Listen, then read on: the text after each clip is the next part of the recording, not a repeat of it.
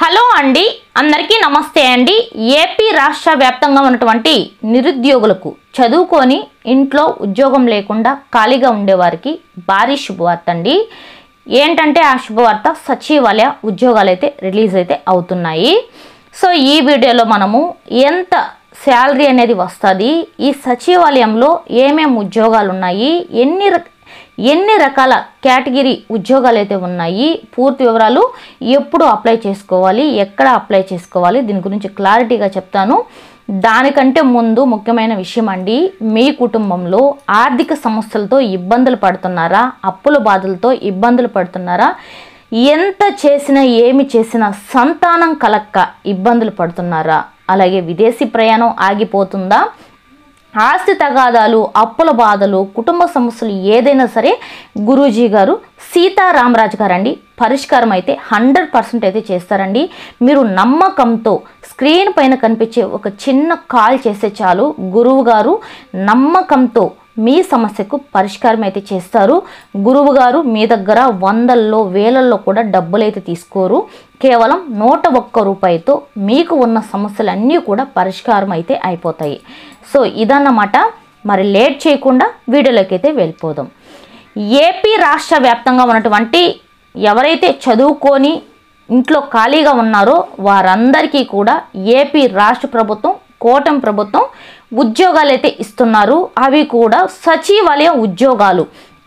మరి సచివాలయంలో ఎలాంటి పోస్టులు ఉన్నాయి, మనకు ఒక 7-8 రకాల పోస్టులు అయితే ఉన్నాయి.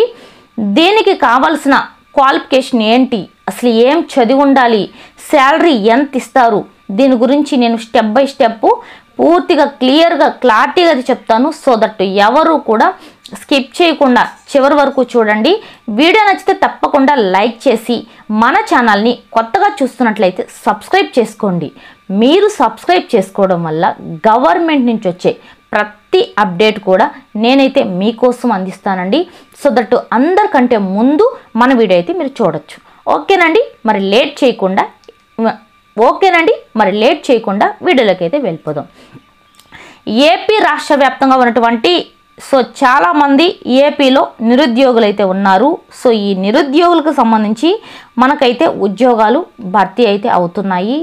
సో ముందుగా వచ్చేసి మనకు 2778 పోస్టులు అయితే రిలీజ్ అవుతున్నాయి. సో ఇందులో ప్రజెంట్ ఉన్న వాళ్ళకి కూడా ప్రమోషన్లు అయితే ఇస్తున్నారు. సో వాళ్ళ జాబుల్లో కావచ్చు, ఇంకా కావాల్సిన వాళ్ళకందరికీ కూడా ఖాళీలు అయితే ఉన్నాయి. దానికి మనకు ఏపీ రాష్ట్రం మొత్తం ఉన్నటువంటి సచివాలయాల్లో మనకైతే పోస్టులు అయితే ఇస్తున్నారన్నమాట. ఈ పోస్టులు అనేటివి మనకు ఎన్ని రకాల ఉద్యోగాలు అంటే ఎన్ని రకాల కేటగిరీలు ఉన్నారంటే, సిస్టమ్ అంటే టైపిస్ట్ అన్నమాట. సిస్టమ్ వచ్చిన వాళ్ళకి కూడా ఉద్యోగాలు అయితే ఉన్నాయండి. సిస్టమ్కి సంబంధించి కూడా అక్కడ ఉద్యోగాలు అయితే ఇస్తున్నారు. ఇంకా వచ్చేసి విఆర్ఓ పోస్టులు అయితే ఇస్తున్నారు, ఏఎన్ఎం పోస్టులు అయితే ఇస్తున్నారు. ఇంకా మహిళా పోలీసులు ఉంటారు కదండి, ఆ పోస్టులు అయితే ఇస్తున్నారు. ఇంకా అసిస్టెంట్ పోస్టులు కూడా అక్కడైతే ఇస్తున్నారు. ఇంకా కొన్ని రకాలు కూడా ఉన్నాయి. అవన్నీ కూడా నేను ఇంకా క్లారిటీగా కూడా తెలుసుకొని మీకు నెక్స్ట్ వీడియోలో అయితే చెప్తాను. ఇన్ని రకాల పోస్టులు అయితే అక్కడైతే ఇస్తున్నారు. మరి దీన్ని ఎప్పుడు అప్లై చేసుకోవాలి, చదువు ఎంత ఉండాలి ఏంటనేది ఇక్కడైతే తెలుసుకుందాం. ఫస్ట్ ఆఫ్ ఆల్ సిస్టమ్ వచ్చిన వాళ్ళకి అక్కడ సిస్టమ్ వర్క్ కూడా ఉంటుంది. సో సిస్టమ్ వర్క్కి కావాల్సిన వాళ్ళు, ఆ జాబ్ కావాల్సిన వాళ్ళు మీకు సిస్టమ్ వర్క్ అనేది మంచిగా నీట్గా వస్తే చాలు. నెక్స్ట్ వచ్చేసి విఆర్ఓ, ఏఎన్ఎం పోస్టులు కూడా ఉన్నాయండి. ఏఎన్ఎంకి అయితే ఏఎన్ఎం అనేది పాస్ అయితే అయి ఉండాలి. ఇంకా విఆర్ఓ, మహిళా పోలీసు, అసిస్టెంట్లు, రకరకాల పోస్టులు అయితే ఉన్నాయి కదా. మినిమం డిగ్రీ అయితే అయి ఉండాలంట.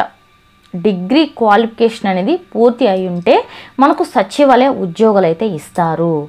సో మరి దీనికి శాలరీ ఎంత అని చూసుకున్నట్లయితే 35,000 రూపాయలు అనేది ఇక్కడ జాబ్ చేస్తున్న సచివాలయంలో ప్రతి ఒక్కరికి కూడా, ఇక్కడ నేను చెప్పిన ఉద్యోగాలు చేసే ప్రతి ఒక్కరికి కూడా 35,000 రూపాయలు అనేది శాలరీ అయితే ఇస్తున్నారు.